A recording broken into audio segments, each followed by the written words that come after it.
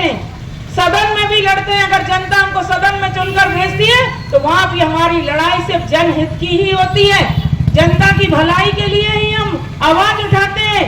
हमारे पास ना कोई अनाप शनाप संपत्ति है, ना अनाप शनाप हमने पैसा कमाया।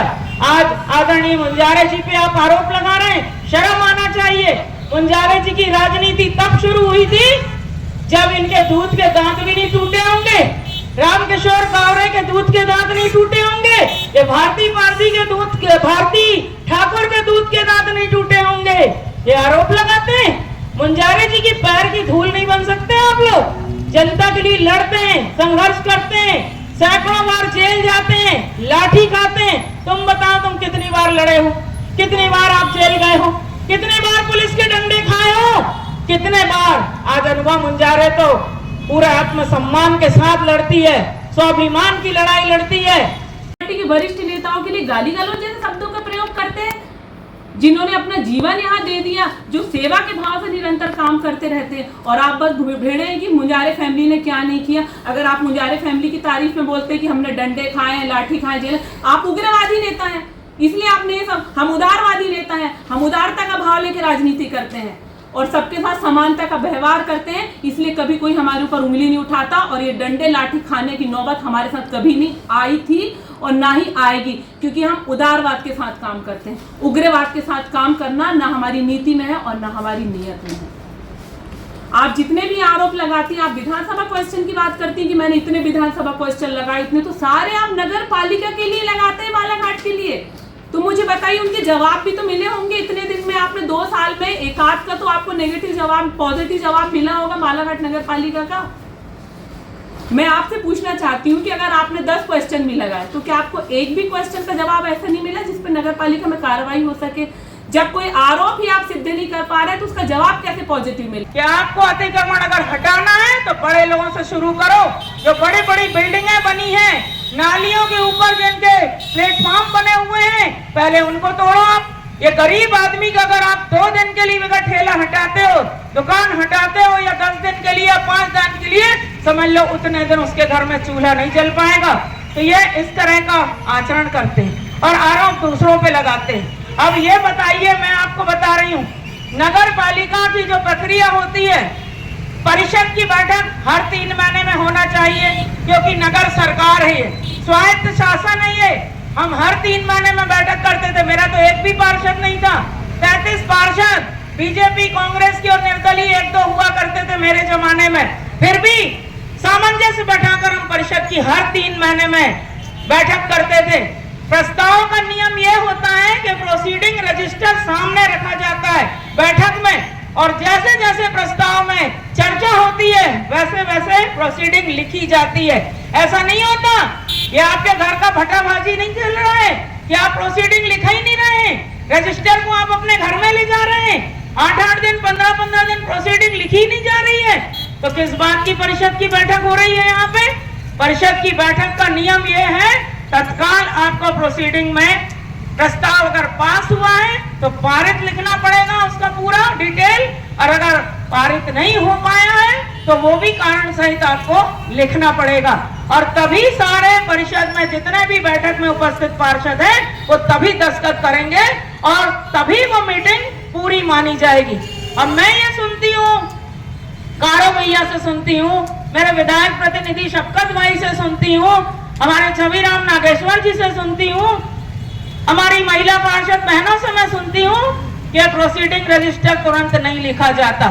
वो अध्यक्ष अपने घर ले जाती हैं, 15-20 दिन वो रजिस्टर उन्हीं के घर में रखा रहता है, और घर में रखा रहता है, उसके बाद जैसी मर्जी है वैसी प्रोसीडिंग लिखी जा रही है। तो ये जंगल राज नहीं है तो क्या है? ये चुनी हुई परिषद है कि एक ही अध्यक्ष का राजपाट चलेगा यहाँ? ये मुझे बताया जाए, ये बताया जाए कि ये 33 वार्डों की नगर पालिका है या एक ही व्यक्ति विशेष का यहाँ तानाशाही चलेगी? मैं ये जानना चाहती हूँ इनसे। आरोप लगाते हो, दुनिया भर की बातें करते हो। ये अध्यक्ष भारती ठाकुर जी, हर बार मैं सुनी इनकी बकवास में सुनती हूँ, अकल ढकल है नहीं, पहली बार की पार्षद है, राजनीति कुछ समझ में आती नहीं है। परिवार में कितने लोग राजनेता हुए बता दो जरा, कौन कौन पद में आया है बता दो आप मुझे। वहां पे पहली बार पार्षद बने और एक परिवार विशेष को खुश करके अध्यक्ष की कुर्सी पर बैठ गए। अब अध्यक्ष की कुर्सी पर बैठने की अकल भी तो होना, समझदारी भी तो होना। अध्यक्ष मतलब परिवार का मुखिया होता है। वो 33 पार्षदों को भी लेके उनको चलना है और शहर के 33 वार्ड की जनता को भी संतुलन बनाकर चलना है, सामंजस्य बनाकर चलना है। आप मुखिया हो, आपकी मुखिया की क्या भूमिका होना चाहिए? हमेशा क्या आरोप लगाती है मेरे ऊपर, और मेरे सामने खड़े होकर बात करो, उल्टा सीधा पीछे बकवास करने से कुछ नहीं होना जाना।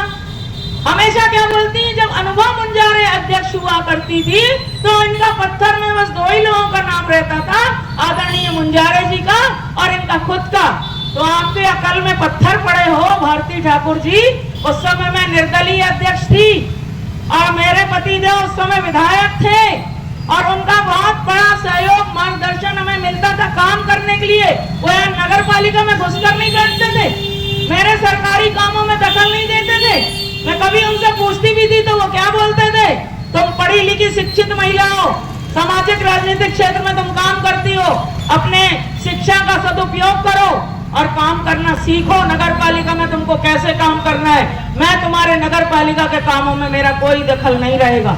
हाँ, अगर सरकार से पैसा लाना है विकास कार्यों के लिए, अगर माननीय मुख्यमंत्री जी तक जाना है विकास कार्यों के लिए, धनराशि लाने के लिए, वहां मैं तुम्हारे साथ भोपाल चलूंगा, लेकिन तुम्हारे ऑफिस से या नगर पालिका कार्यालय से मेरा कोई लेना देना नहीं है। निर्दलीय अध्यक्ष थी, मुझे ये बताइए, अगर निर्दलीय अध्यक्ष थी तो पत्थर तो प्रशासनिक था, पत्थर तो निर्दलीय नहीं था, पत्थर तो आप प्रशासनिक बनवा रही थी। तो उस प्रशासनिक काम में हमको प्रोटोकॉल का ध्यान रखना पड़ेगा कि नहीं? तो उस प्रोटोकॉल का तो आपको ध्यान रखना था। उस समय हमारे आदरणीय सरस्वार जी हुआ करते थे, आदरणीय गौरी भाव हुआ करते थे, उनका तो कहीं आप पत्थर में नाम निशान नहीं छोड़ते थे। और सिर्फ मुंजारे जी, ये बात मैंने पहले भी कहा है, आज भी मैं कह रही हूँ, जिसका आप विरोध कर रही थी कि भारती ठाकुर ये बात क्यों बोल रही है, मैं इसलिए बोल रही हूँ कि उस समय प्रहलाद पटेल जी भी थे तात्कालिक, लेकिन आपने इन किसी नेताओं के प्रोटोकॉल का ध्यान नहीं रखा। उसमें सिर्फ 2 ही नाम होते थे, एक आपका और आपके पति का। तो अगर आप निर्दलीय थी तो कोई पत्थर बनवा के आप अपने घर में तो नहीं लगा रही थी, वो प्रशासनिक पत्थर था, उसमें तो आपको प्रोटोकॉल का ध्यान रखना चाहिए ना। जिस प्रोटोकॉल की आज आप चिल्ला चिल्ला के शहर में बात करती हैं, तो आपकी ही बात का मैं जवाब दे रही हूँ, मैं कोई अलग से कोई बात नहीं कर रही। जो सवाल आपने मुझसे पूछे हैं और जो चाहते हैं कि आपको जवाब मिले, उन सारी बातों का ही मैं आपको जवाब दे रही हूँ। हजार एक हजार विद्युत पोल बंद पड़े। अभी 30 त्योहार का अवसर है, त्योहारों में बिजली के खंभे बंद पड़े, अंधेरा है, कई बार बाहरी इलाकों में सांप बिच्छू जहरीले प्राणी निकलते हैं। अगर किसी को कोई घटना किसी के साथ हो जाए, उसकी जवाबदारी किसकी होती है? नगर पालिका, मतलब नगर की पालन करने वाली प्रथम अग्रणी संस्था होती है नगर पालिका। लेकिन यहाँ नगर पालिका में सिवाय भ्रष्टाचार के कुछ नहीं हो रहा, सिवाय घपलेबाजी के कुछ नहीं हो रहा, और पार्षदों को भी गुमराह किया जाता है। और यहाँ जो सीएमओ बैठते हैं ना, मैं आपको बताऊं, वो जो सीएमओ है ना, वो रबर के स्टैंप है, रबर स्टैंप, उनको काम नहीं करने दिया जाता। मिट्टी का पुतला बना के बैठ जाओ, दस्तखत कर दो, भाई तुम सीएमओ की सीट पे बैठे हो, साइन करते जाओ। हम जो काम लेके आए, आपको सिर्फ दस्तखत करना है, क्योंकि नगर पालिका में अध्यक्ष के साथ सम्मिलित हस्ताक्षर होते हैं नगर पालिका के सीएमओ के। तो अध्यक्ष अपने तरीके से अकेले कोई भी चेक पावर नहीं रखता, इसलिए सीएमओ को विश्वास में लेना पड़ता है। तो जो सीएमओ सुन लेते हैं वो रह जाते हैं, जो इनकी मनमानी के खिलाफ आवाज उठाते हैं उनको ये हटा देते हैं, क्योंकि सरकार इनकी बैठी है, भारतीय जनता पार्टी की सरकार। भारतीय जनता पार्टी के लोग, मैंने कहा ना, बड़ी समरसता, शुचिता और स्वच्छता और दुनिया भर के बड़े बड़े शब्दों का उपयोग करते हैं, लेकिन ये बताइए कि कहाँ स्वच्छता है, कैसी व्यवस्था है? 14 सीएमओ बदल रहे हैं। हमारे समय तो ऐसा नहीं होता था। मेरे 2 कार्यकाल में मुश्किल से 2 सीएमओ का वो भी विधिवत ट्रांसफर हुआ होगा, और हमारे समय भारतीय जनता पार्टी की सरकार थी तो बहुत भेदभाव करती थी। हमारे को तो फुल फ्लैश सीएमओ मिलता ही नहीं था, एक ही फुल फ्लैश सीएमओ आए थे, उसके बाद उनका जब ट्रांसफर हुआ तो दूसरा फुल फ्लैश सीएमओ हमको मिला ही नहीं। हम यहीं के कर्मचारियों में से एक वरिष्ठ कर्मचारी को सीएमओ का प्रभार देकर और नगर पालिका के कार्यों का संचालन करते थे, फिर भी काम होता था। मैं अपनी बड़ाई नहीं करूंगी, जनता देख रही है, जनता जानती है। आज मैं यहाँ आप सबके आशीर्वाद से विधायक के रूप में खड़ी हूँ। आप लोगों ने मुझे विधानसभा की कुर्सी तक पहुंचाया है, इसके लिए मैं आपका हृदय से धन्यवाद देती हूँ। तो मैं कहीं ना कहीं इस नगर पालिका अध्यक्ष के जो काम थे उसी के बदौलत आज मैं विधानसभा तक पहुंच पाई, क्योंकि मेरे कार्यों को आपने देखा है, मेरे काम की आपने समीक्षा की है और उन्हीं समीक्षाओं के आधार पर आपने मेरे ऊपर इतना विश्वास व्यक्त किया और मुझे बालाघाट विधानसभा क्षेत्र की पहली महिला विधायक बनने का गौरव आपने प्रदान किया, वो भी ऐतिहासिक मतों से आपने मुझे जिताया। अब मैं आपके आशीर्वाद से चुनाव जीत गई तो यह जनता का जनादेश है। मैं कोई अपने घर से निकल कर आसमान से पंख लगाकर नहीं उड़ के आ गई। मैंने 30 साल का कड़ा संघर्ष किया है, आप जानते हैं। जमीन से लेकर मेरा जो संघर्ष चला, जमीन से लेकर जेल तक, जनता के आंदोलन, धरना प्रदर्शन, पुलिस के डंडे, लाठी, घेराव, क्या नहीं किया हमने, तब हम यहाँ तक पहुंचे। और आप बिना सोचे समझे हम पे आरोप लगाते हो, वो भी मिथ्या। ये भाजपा के राज में हो रहा है ये कि जो अधिकारी भ्रष्टाचार करता है उस भ्रष्ट अधिकारी को ये भारतीय जनता पार्टी के नेता लोग संरक्षण देते हैं, और जो ईमानदारी से काम करता है, जो अच्छा काम करता है, उसको सजा के तौर पे सस्पेंड कर देते हैं या फिर उसका ट्रांसफर कर देते हैं। याद करिए, यहाँ एक सीएमओ हुआ करते थे निशांत श्रीवास्तव जी, एक साफ सुथरी छवि के एक बेबाक सीएमओ थे और फुल फ्लैश सीएमओ थे, उच्च शिक्षित सीएमओ थे। उन्होंने डीजल घोटाले को उजागर किया, जहां प्रति माह 10 लाख का डीजल लगना था वहां 18 लाख का डीजल लग रहा था। तो जब इस बात की जांच पड़ताल सीएमओ श्रीवास्तव जी ने जब शुरू की तो यह सामने आया बहुत बड़ा मामला, और जैसे ही मामला आया उसमें कई लोगों के गले में समझ लीजिए कि तलवार गर्दन पे लटक गई, तो इनने आनन फानन में ऊपर दौड़ लगा के, भोपाल में दौड़ लगा के सीएमओ को ही बदला दिया। ये साफ सुथरा काम है क्या? अरे सांच को आँच क्या? अगर आपने घोटाला नहीं किया था, घोटाला नहीं हुआ था, तो सीएमओ को हटाने की जरूरत क्या थी? होने देना था जांच पड़ताल, जो जांच होती, जो रिपोर्ट आती, उसमें साबित होता। वैसे साबित तो हो ही गया था। बिल बाउचर, किसकी गाड़ी में किसके नंबर पे कितना डीजल डाला, पेट्रोल डाला। यहाँ तो भाजपा के लोग जो हैं वो अपने निजी वाहनों में नगर पालिका के खाते से डीजल डलवा रहे थे, और वही डीजल घोटाला सीएमओ ने जब उजागर किया तो उनका साथ कितना अत्याचार किया अभी आपको पता है। कैसा किया? उनको पहले उनको हटाया, सस्पेंड किया, उसके बाद फिर उनका जो सरकारी आवास है, अब नगर पालिका A+ नगर पालिका है, नगर पालिका का मुख्य नगर पालिका अधिकारी एक बड़ा अधिकारी होता है, उनको सरकारी आवास उनसे तत्काल खाली कराया गया, और ना सिर्फ खाली कराया गया, उनसे 30,000 रुपए किराया भी वसूल किया गया। उनके सरकारी आवास की बिजली काट दी गई। ये कैसा न्याय है? ये कैसी व्यवस्था है? ये इस तरह से आप सताओगे और इधर जय सिया राम, जय श्री राम, जय गुरुदेव बोल रहे हो। पहले अपने आचरण में सुधार लाओ, अपने अंतर आत्मा को पहले धो लो, स्वच्छ कर लो। और रही बात निशांत श्रीवास्तव की, कि आप बार बार अपने मंच से और बाइट में ये बोलते कि निशांत को हमने ट्रांसफर करा के, देखिए निशांत अपनी गलतियों से स्वयं यहाँ से सस्पेंड होके गया है। निशांत श्रीवास्तव एक ऐसा सीएमओ था जो 4 दिन नगर पालिका में बैठता था और फिर एक आवेदन लगा देता था कि मेरी तबीयत खराब हो गई तो मुझे 15 दिन की छुट्टी चाहिए। स्वयं कलेक्टर के द्वारा दिए गए कार्यों का वो निष्पादन नहीं कर पाए, कार्यों को वो पूरा नहीं कर पाए। जो भी बड़े बड़े मेजर काम दिए गए थे उन किसी कामों को वो नहीं कर पाए, और आए दिन उनका महीने भर का आवेदन, फिर आते थे और फिर 15 दिन की छुट्टी, और फिर बोलते थे कि अब मैं घर में रह के काम करूँगा। इस तरीके से नगर पालिका में हमको काम करने में परेशानी हो रही थी। और दूसरी चीज़, जब परिषद हुई और परिषद में स्विमिंग पूल का विषय आया कि स्विमिंग पूल कहाँ बन रहा है, ये तो एक नॉर्मल सी बात है। इस चीज की जानकारी उस तात्कालिक सीएमओ को नहीं थी, उसने भरी परिषद के बीच में जवाब दिया कि मुझे इसकी कोई जानकारी नहीं है, अध्यक्ष जी ने प्रस्ताव लाई है तो अध्यक्ष जी जवाब देंगे। और फिर मैंने उनको डांटा कि आप कैसे सीएम हो, आपको ये नहीं मालूम कि स्विमिंग पूल कहाँ बन रहा है, कौन से वार्ड में बन रहा है और कितनी लागत से बन रहा है। तब परिषद को मैंने जवाब दिया कि ये स्विमिंग पूल इस वार्ड में इतनी लागत का है और इस एरिया में बन रहा है। ये सारी हरकतें जब ऊपर तक इनका वीडियो वायरल हुआ है और इनकी जो छुट्टी से परेशान होके कलेक्टर ने इनको सस्पेंड किया था और कलेक्टर ने स्वयं ये चीज उन्होंने भी ऑब्जर्व किया कि दिए हुए किसी भी कामों को ये अच्छे से नहीं कर पा रहे हैं और नगर पालिका की व्यवस्थाएं बिगड़ रही हैं। वो अपनी खुद की गलतियों के कारण सस्पेंड हुए, उसमें किसी का कोई दोष नहीं है।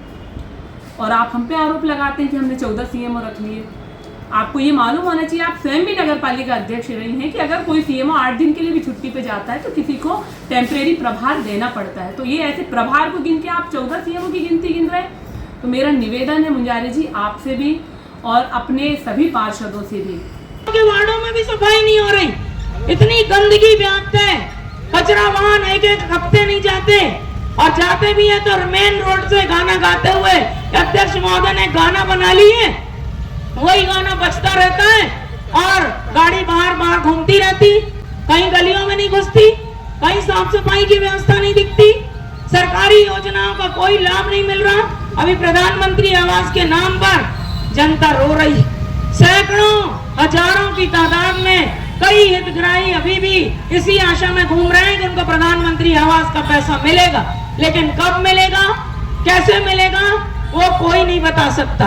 आप डीजल घोटाले की बात करते हैं। डीजल घोटाले की जब मेरे पास खबर आई, जब मेरे पास उसके आवेदन आए कि इसकी जांच कराई जाए, मैंने निष्पक्षता से उसकी जांच कराई और मैंने ये कहा कि जो भी अधिकारी कर्मचारी इसमें लिप्त पाया जाएगा मैं उसकी नौकरी खा जाऊंगी और मैं खुद उसके खिलाफ खड़े होकर काम करूंगी। लेकिन जब उसकी सारी रिपोर्ट सकारात्मक आई, आप बिल की बात करते हैं, निशांत श्रीवास्तव के काम करने का तरीका अलग था। निशांत श्रीवास्तव ने एक टाइम गाड़ियों का आना वार्डों में बंद करवा दिया था। मैंने आज तक ये बात मीडिया में नहीं बोली थी, लेकिन आज मैं ये बता रही हूँ, जब निशांत ने ये निर्णय लिया कि वार्डों में सिर्फ एक टाइम गाड़ी जाएगी, जब उसने बोला कि ये डीजल का बिल इतना ज़्यादा आ रहा है तो बोले एक टाइम गाड़ी जाएगी, तो सुबह जो एक तो सुबह चली जाती है गाड़ी, एक जाती है हमारी 2 बजे। इसने 2 बजे की जो गाड़ियाँ जाती थी सेकंड शिफ्ट में, इसने सारी वार्डों की गाड़ियाँ बंद करा दी है। तो हमारा सिर्फ एक टाइम कचरा उठता था, उसके कारण हमारे वार्डों में गंदगी फैलने लगी। तो हमने इसको कहा कि नहीं, दोनों टाइम गाड़ी जाने दीजिए, क्योंकि एक टाइम में कचरा नहीं उठ पाता। इसने हमारे 4 में से 3 ट्रैक्टर खड़े करवा दी कि एक ही ट्रैक्टर से शहर का काम होगा। जो जेसीबी से हमारे काम चलते थे 2 जेसीबी से, वो 1 जेसीबी खड़ी हो गई कि 1 जेसीबी से कचरा उठेगा या जो भी काम होगा। पोकलैंड जो हमारे आउटर नालों की सफाई करती, जो हमारे कार्यकाल में हमने आउटर नालों की सफाई करके दिए, जिससे लोगों को जल भराव की समस्या से निजात मिला है, ये सभी जानते हैं। उन पोकलैंडों को बंद करवा दिया कि वो पोकलैंड भी बंद रहेंगी। तो मैंने कहा ये काम कैसे होंगे फिर अपने। और फिर उसके बाद हमने जो जरूरी वाहन थे उन वाहनों को हमने वार्डों में निकाला और उसके बाद इन्होंने फॉगिंग मशीन बंद करवा दी। वो भी मेरे बोलने पे कि लगातार आवेदन आ रहा है, हमको फॉगिंग मशीन चलाना जरूरी है शहर में। आपने सारे वाहनों को खड़े करा दिए और आप उसके बाद बोलते हो कि 7 लाख का खर्च आ रहा है। और आप दोनों टाइम बंद करा दीजिए ना, दिन में आप 2-3 दिन में एक बार भेजिए तो आपका डीजल तो बिल्कुल 1 से 2 लाख रुपए हो जाएगा। ये कोई महानता की बात नहीं है। बड़कपन ये है कि हम कितने कम खर्च में कितने अच्छे से वाहनों को वार्डों में भिजा सकेंगे और काम कर सकेंगे, इसमें हमारी काम की गुणवत्ता दिखती है। उसके बाद जब सारे ट्रैक्टर, कचरा वाहन, जेसीबी, इन सारे वाहनों का मेंटेनेंस हमने खुद अपने सभापतियों के साथ बैठ के कि इनको किसको कितने बजे किस वार्ड में भेजना है अपने हिसाब से किया, तो आज भी स्टेबल बना हुआ है। एक जो समुचित रूप से जितना खर्च आना चाहिए डीजल पेट्रोल का उतना आ रहा है। लेकिन मैंने अपने जो हमने शिकायत भेजी थी उसमें मैंने ये लिखा था कि अगर उन्हें कहीं शक है सीएमओ को कि कहीं कोई गड़बड़ हुआ है तो बिल्कुल जो जांच रिपोर्ट आएगी उसके अनुसार कोई भी अधिकारी कर्मचारी अगर लिप्त पाया जाएगा तो उसके खिलाफ हम सख्त से सख्त कार्रवाई करेंगे। लेकिन जब हमारी वो रिपोर्ट नॉर्मल आ गई तो आप बस उसी विषय को लेकर बैठे। किसी भी बात को कहने के पहले, किसी भी आरोप को लगाने से पहले एविडेंस तैयार रखिए, अपने साक्ष्य तैयार रखिए, अपने प्रमाण तैयार रखिए, तो बातों को बोल